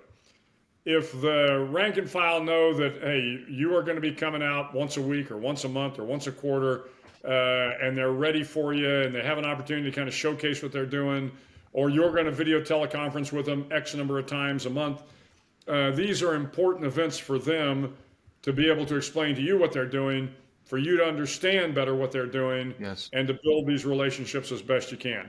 But if you don't have a schedule, if your schedule is just you're going on whatever client's coming up today, then you'll be hard pressed to really move towards your strategic goals in the long run. You know, part of the diligence that I do when vetting any type of investment opportunity is I have to understand how the founder values their time. And so I ask them to walk me through the framework they use to organize their day. And you know, if there's a question mark at the end of that question, it gives me great pause, because there's no way you can accomplish what you just told me you were hoping to do in this pitch deck that you just walked me through, if you don't have an incredible sense of the value of your time. And so I'm sure throughout your life, sir, your priorities have shifted in regards to the role at hand. And so how do you go about prioritizing your time, effort, energy, enthusiasm, and excitement based on new mission sets? Yeah, I think part of it is understanding the goal that you're trying to achieve, and you kind of reverse engineer it from there. So, you know, and I'm working with a company called Lazard. You know Lazard well. But about a little less than a year ago, we established an office in Austin, and we're building our client base, et cetera, et cetera. But it was about, I had to hire people. I had to build the office. When I say the team had to do all this. And so I knew what the end state was. And therefore, if we were going to open the office by December of 2022, then therefore I had to do all these things. Right. So it's just an allocation of your time based on the strategy or based on your goals. If you don't know where you're going, then any road's going to lead you there, sort of thing, right? So it doesn't have to be a perfect schedule, right? But I think whatever you're doing, back to your point about talking to the founders, when you talk about the pitch deck and how they're moving forward on this, they have to understand what that pitch deck is pitching, and then how are they allocating their time to make sure they can meet the client's needs. That's right. So it is. I don't think it's anything rocket science. It's just about making sure that you understand what your goals are and you're engineering your life around getting to the end state of those goals. Well, I think it's important too to mention that it's not rocket science, because a lot of folks think that it is, but it's no more than you can't have more than one major initiative and priority, and you have to plan backwards from that. Yeah, 100%. So let me hit on that real quick, Joe, because you've hit on an important point. Please. When I came into command as an 06, so I was referred to as the Commodore. I was in charge of all the SEALs on the West Coast. And I had already had a chance to be in command of SEAL Team 3, and I had been a chief of staff to the previous Commodore, so I understood the nature of running a large organization. And when I was the Commodore, we had, I think, 5,000 men and women kind of spread out across the world. Right. But I had realized already by that time that in command, and for me, back in the day, it was only 2 years. So every 2 years, you moved. That I could do two things, maybe a third, but most likely only two major things. Right. And that I had to dedicate all of my effort to those two major things. Yes. And that I had to allocate, that doesn't mean that you're only doing two things in a day. There's still 100 other things you got to do. That's when you begin to allocate those 100 other things to the people around you. But when you want to do something really big, it requires your effort. You can't say, well, look, I got 10 things I want to get done in the next couple of years. Not going to happen. Now, if you get 3 years, maybe you get three things. I don't know. Yeah. But big initiatives require your full attention. Yes. And if you spread that attention too broadly, too widely, you won't accomplish any of them. I'd like to talk about Indico data. In a world of constant flux and mounting data, there's one daunting choice businesses have often faced: speed or accuracy. especially for industries where documents drive decisions, from underwriting to onboarding. But imagine if there was no more choosing. Imagine a paradigm shift. I'm here to share a groundbreaking solution with you, Indico Data. It's the fusion of pioneering AI and ML technologies that are reshaping the enterprise landscape. No longer is there a need to compromise between rapidity and precision. With Indico Data's intelligent intake solution, businesses are experiencing a transformative 85% reduction in process cycle times, a 4x surge in capacity, and an 80% cost cut. What sets Indico Data apart? It's their innate ability to make sense of unstructured data, be it emails, images, documents, or videos.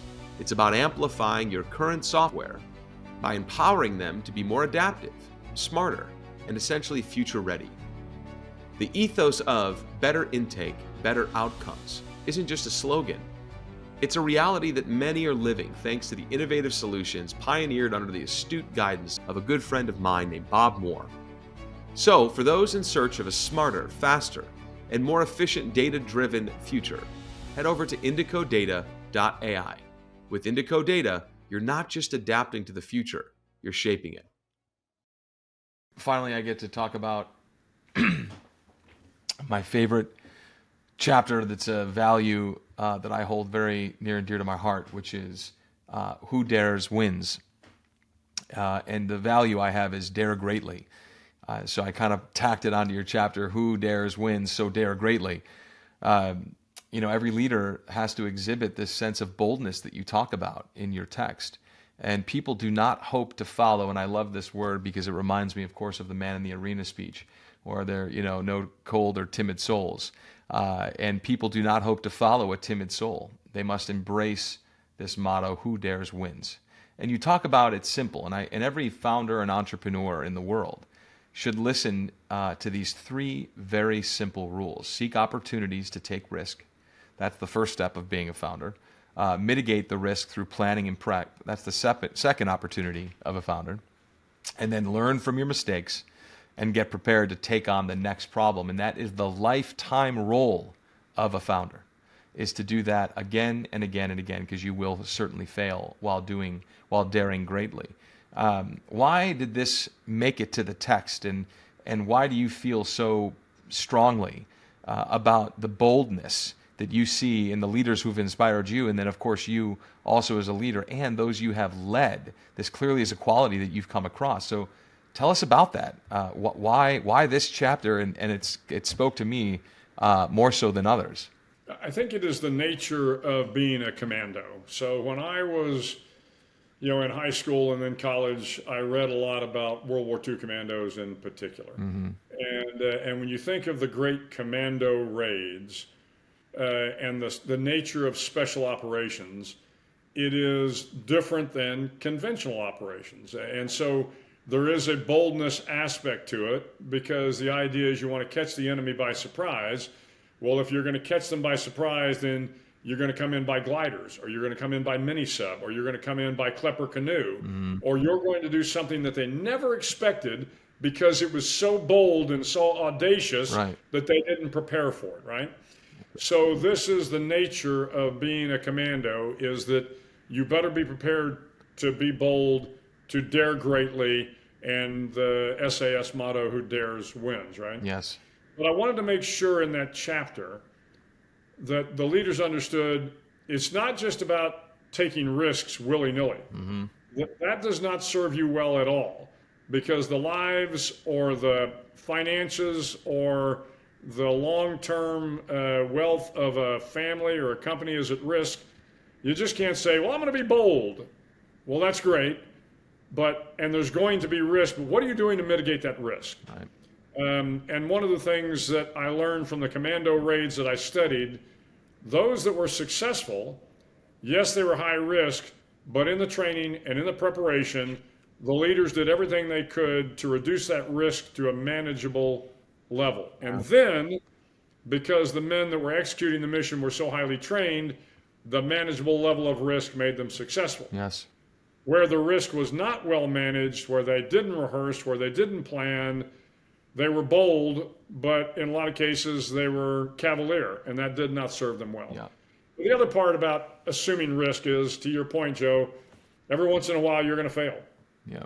And the leaders that I watched when they failed, that then were afraid to make the next tough decision, those were not the leaders I wanted to follow. That's right. I respected the fact that they had tried and were bold and took on a lot of risk to do something big. And if it failed, I thought, well, that's all right. I respected them for trying. And then they've got to be prepared to have the confidence to say, okay, I learned from that. I've got to be prepared to make the next tough decision. Because the men and women that work for you, they don't want weak-kneed people. They don't want timid souls. They want people that are prepared to make the next difficult decision. Because if you're not prepared to make the next difficult decision, then you're probably not going to find the opportunity. You're going to see an opportunity and go, wow, that didn't work well last time. Maybe I should forego it this time. And that was the opportunity that would have gotten you over the hump.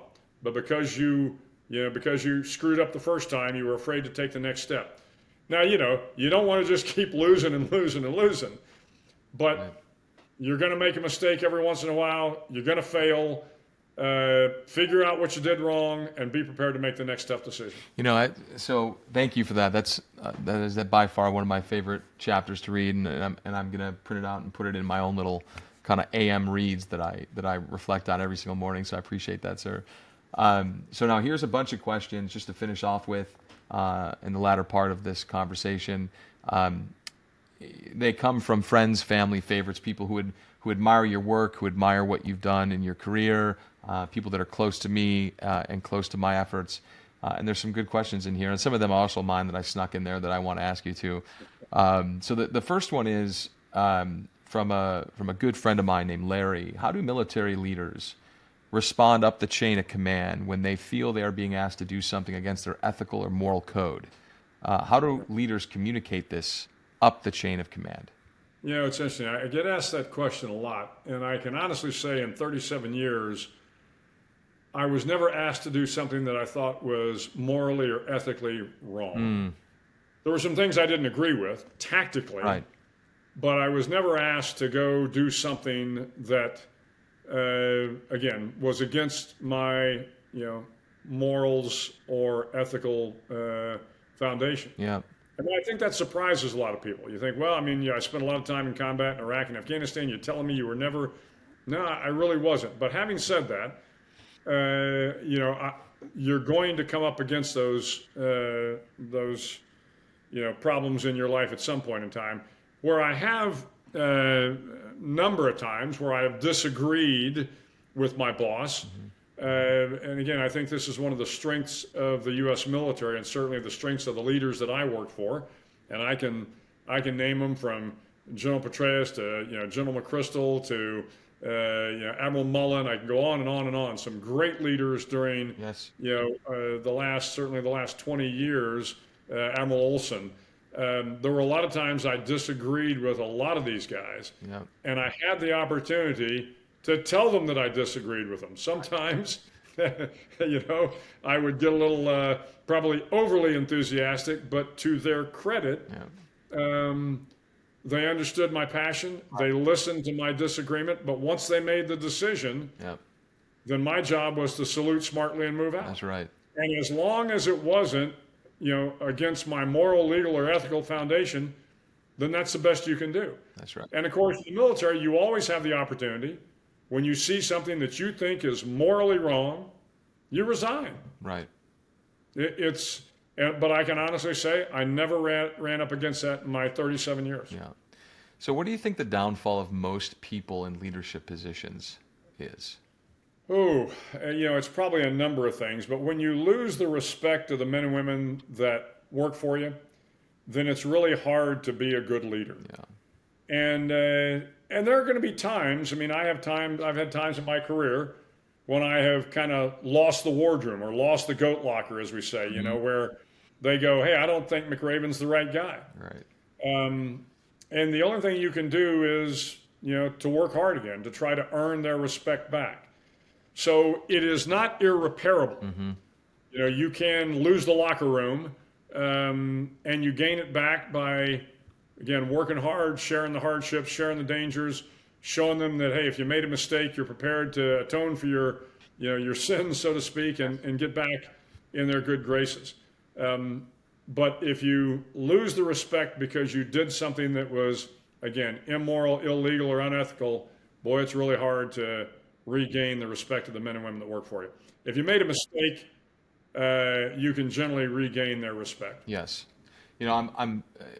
So when I think about this question, I am obsessed with culture. I'm obsessed with high-performing cultures. I think about it all the time. I research it. I read about it constantly. And this is a great question from that gentleman that sat in the room with us back in 2014, Mr. Hal Kirkendall. But he said, I'm most interested in culture too, namely, how to keep a bunch of high performers to stay humble, quiet professionals, and great teammates like Barry Enoch. So that was a question from Hal Kirkendall. And I'd also love to translate that into any founding team is incredibly high performing. They're all these young, angry, hungry, anxious founders. But how do you keep a high performer humble, a quiet professional, and a great teammate? Yeah, well, this is the challenge of leadership. Right. And I don't think there's any one model. I agree. I told the story before. When I was the executive officer at SEAL Team 1, part of my job was to build the platoons. And it was a little bit like draft day. Yeah. You get all the resumes, and at the time I think I had to build 8 or 10 platoons. I can't remember. And the platoons back then were 14 guys. Mm-hmm. And so I decided that I was going to build the perfect SEAL platoon, the super platoon. Right. So I got an officer that was a Naval Academy. The two officers were Naval Academy graduates. The chief was a Vietnam vet. The first class petty officer was a Vietnam vet. I got the best enlisted guys I could. It was the super platoon, the best of the best. And then I built all the rest of the platoons. And then I came down to the guys that were left over, the kind of bad news bears guys, right? And it was like, these two officers aren't the best, and the chief's not very good, and the LPO's not very good, but they were the last guys on the table. But a funny thing happened. The super platoon I built was probably the worst platoon I've ever seen because they couldn't work together, because they all had egos. They all thought they were the big dogs on the porch. They all thought that they were the right way to go. There was no sense of humility, no sense of teamwork. And the bad news bears turned out to be one of the best platoons because they understood the way the platoons were selected. So they had a little bit of a chip on their shoulder. They came in, they decided they were going to outwork, outtrain, outdo everything. Love that. And they really turned out to be one of the best platoons I've ever seen. Yep. And the lesson I took away from that was the difference between talent and chemistry. So to your question, you can hire the most talented people in the world, but if they don't work well in the locker room together, if they don't work and the chemistry doesn't work, it's not going to work for you. I'd rather have lesser talented people that have great chemistry than talented people that have no chemistry. That's right. Again, you'd like to have both. You'd like to have the Golden State Warriors, where you got talent and chemistry. Yes. But the Kansas City Chiefs. That's right. Where you've got one stellar superstar, a couple of superstars, and everybody kind of gathers around. That's the nature of leadership. That is the challenge. How do you pull it all together? How do you motivate these high performers? How do you keep them, focused on the goal? There's no single answer.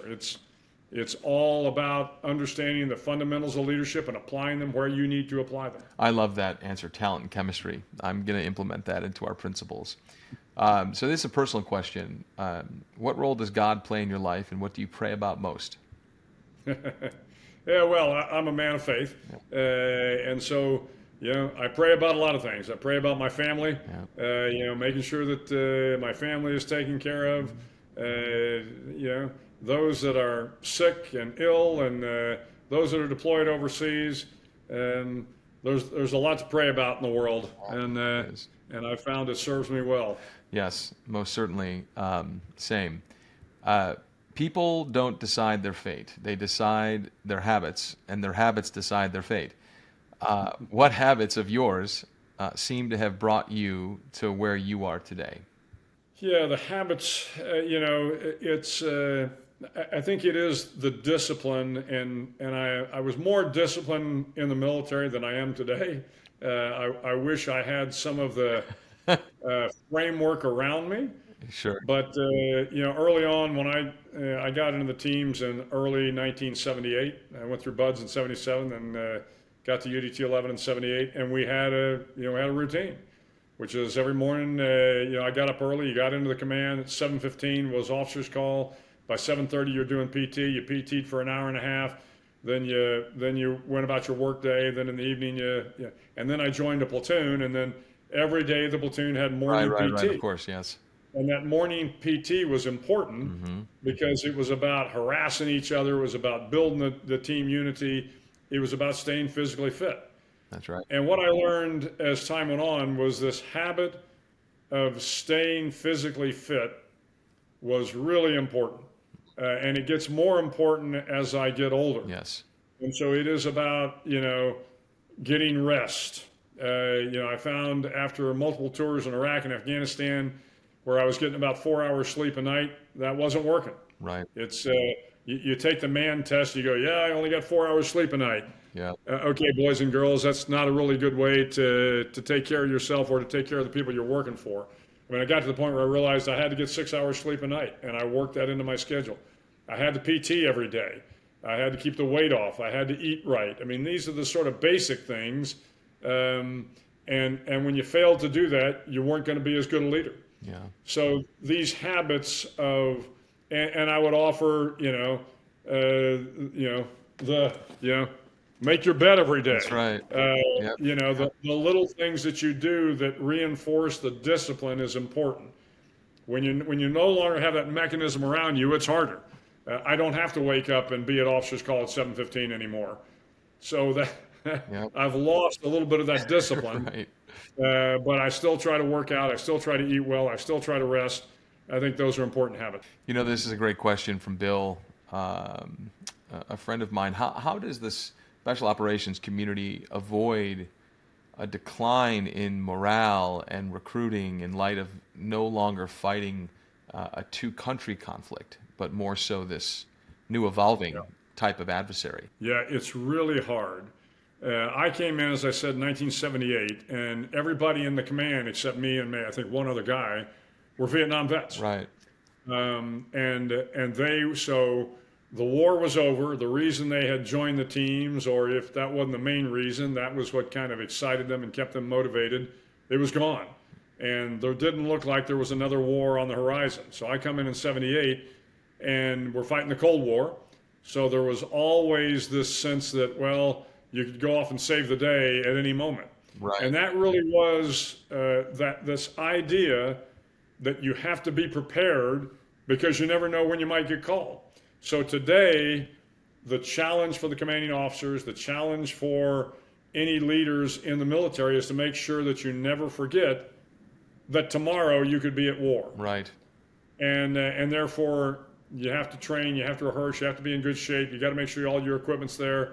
And the day that you think that's not going to happen is the day that all of a sudden somebody strikes the towers and the Pentagon and or somebody blows up a ship overseas. So this idea that you have to stay prepared is important. And in the course of my career, there were, while I wasn't involved in a lot of them, you had Grenada, you had Panama, you had Bosnia and Kosovo, and Desert Shield and Desert Storm. There seemed to be something that was always, you didn't see it coming. It was just all of a sudden popped up, and the next thing you know, you had to go. So you just had to keep the guys motivated. And I think today in the military, that's not a hard thing to do.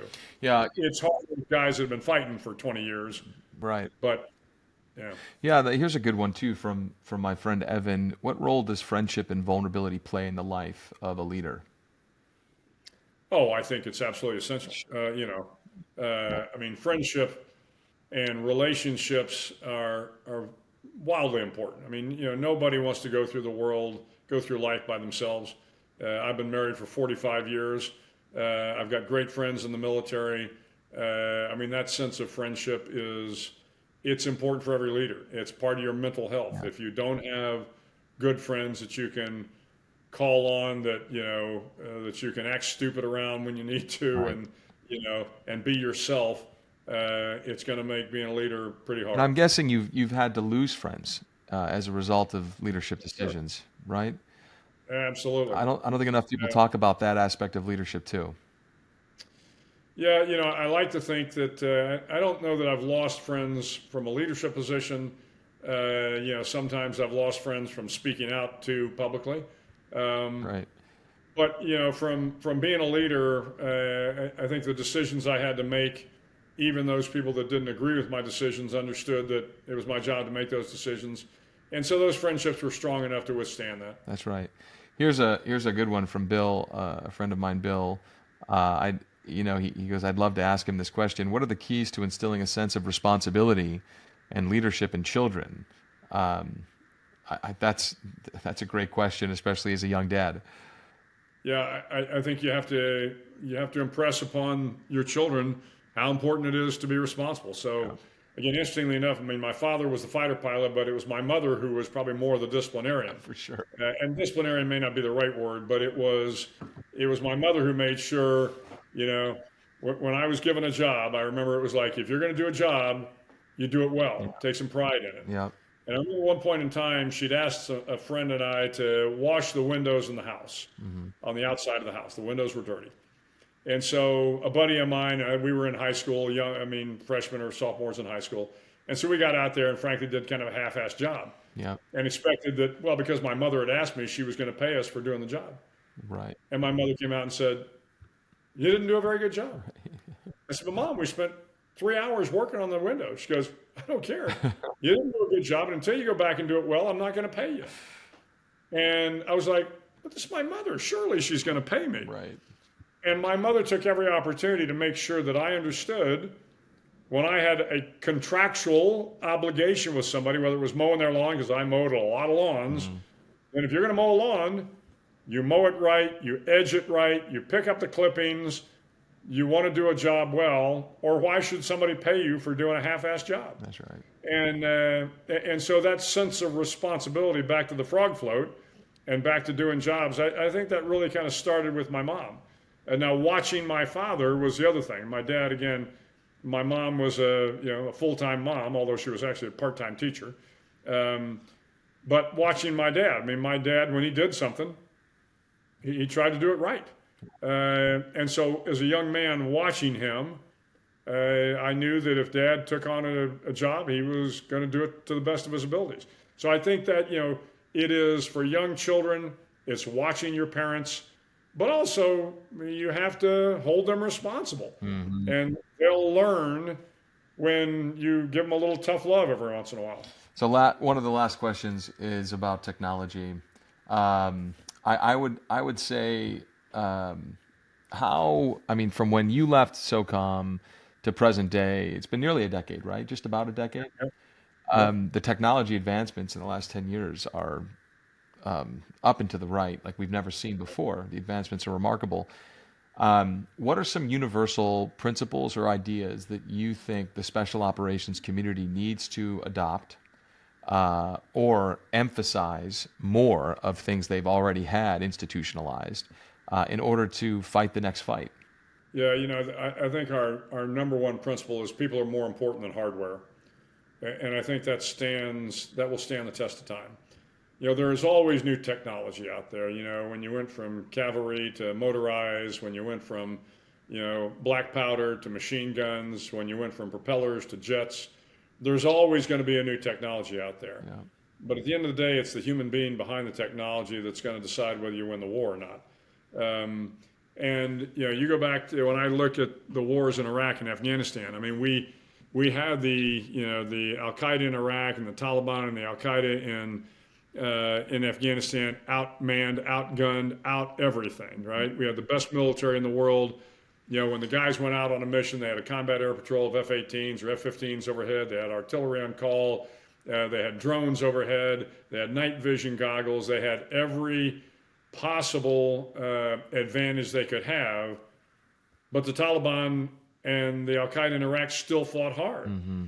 And it still came down to mano a mano. If you look at the guys that received the Medal of Honor, the Leroy Petries of this world that were in a grenade hand-to-hand fight and a grenade fight, Mike Mansour, Mike Murphy. I mean, these guys, Dakota Meyer. It goes on and on and on. And I think as we think about the next potential conflict, the near peer conflict, all we have to do is reflect on what's happening in Ukraine. Yes, with all the technology in the world, this is World War I. I mean, this is trench warfare, brutal warfare on the ground. So anybody that thinks that all of a sudden with the technology that war is going to be a cyber war and that everybody's going to give up because the bots have somehow decided to take over their computer, they're mistaken. That's not how warfare works. Warfare works when a human being has taken the ground that another human being called home. And that's the only way it works. All the technology in the world, yes, it will change the way we fight. Drones will change the way we fight. Hypersonic missiles will change the way we fight. But at the end of the day, the nature of war really doesn't change. What do you think is the greatest moral dilemma facing young technology founders today? Well, I think it's the dilemma that every technology founder has had from the beginning of time. Right. I mean, I have not seen the movie, but the fact of the matter is, when the atomic bomb was made, and you think about the Manhattan Project and the moral dilemma that these guys had on, well, we're creating a bomb to defeat the Nazis.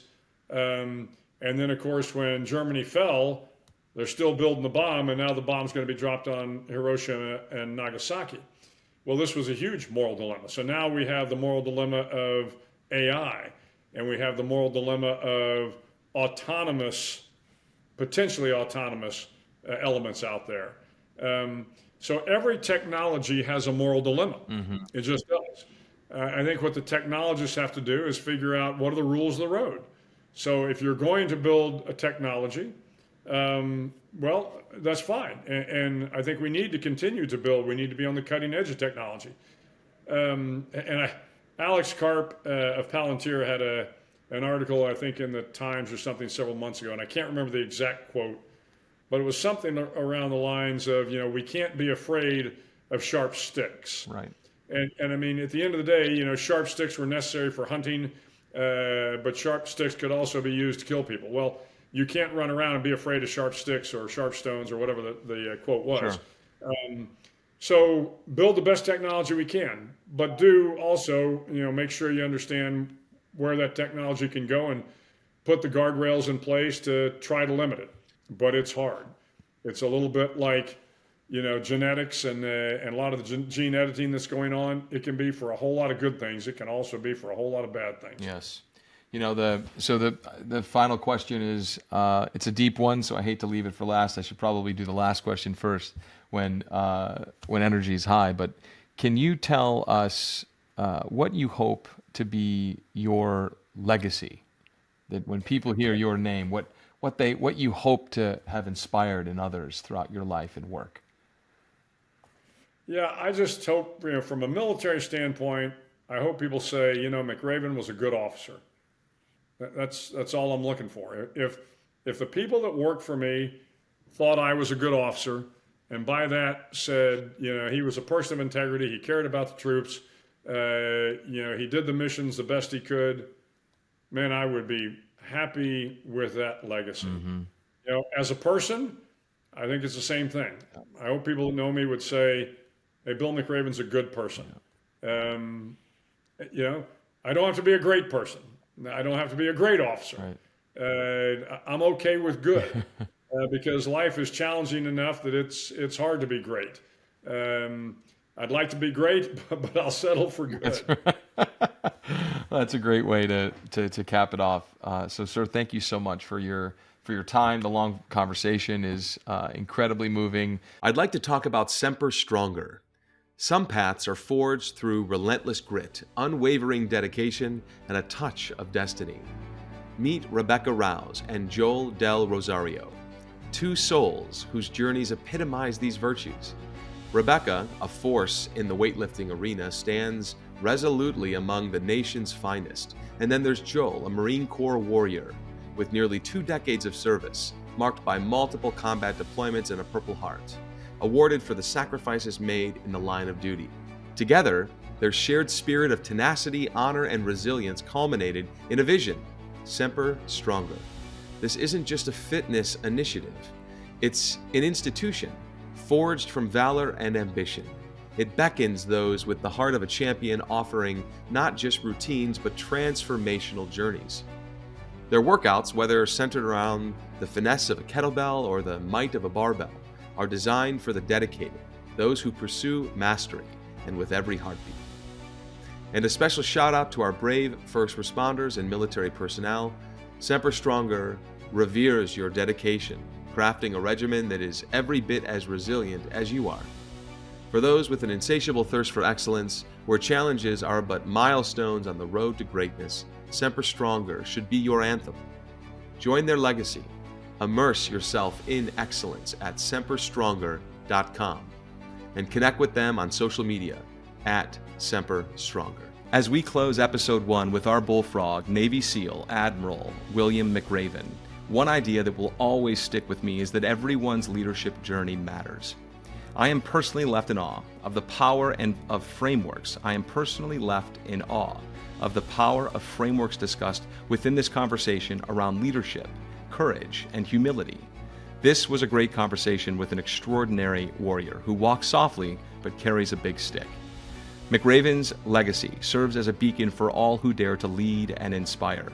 His place is forever among the hallowed halls of leadership. Until we meet with each other again, remember that your legacy matters. Your journey matters. Please continue to cultivate and sharpen your unique vision, mission, and values every day, all to attract extraordinary teams, leaders, and culture into your life. Subscribe to TLC Equation with me, Joe Musselman, wherever podcasts can be found.